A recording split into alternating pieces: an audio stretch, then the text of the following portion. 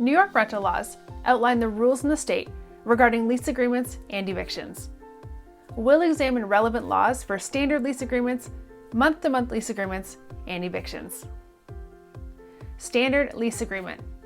A standard lease gives an overview of the terms between a landlord and tenant for the renting of property. A standard lease is commonly a one-year fixed period and is the most widely used rental contract. Month-to-month lease.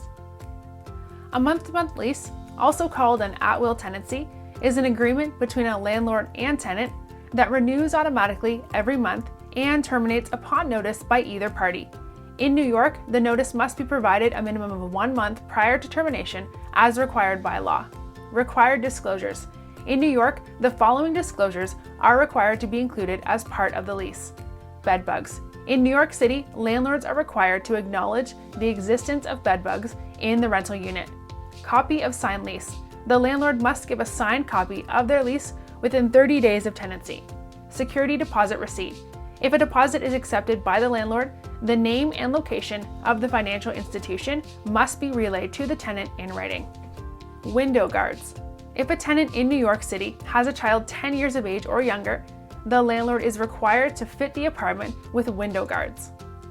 LandLord Access. In New York, the landlord is not required to provide notice before entering their property for repairs or any non-emergency reasons. Security deposit laws.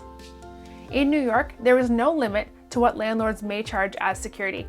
After the tenant leaves, landlords are required to return the money within a reasonable time frame.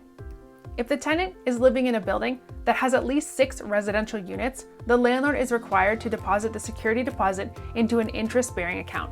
The benefit of the interest must be given to the tenant upon vacating the property. Eviction laws. There are 2 legally accepted causes for eviction in New York.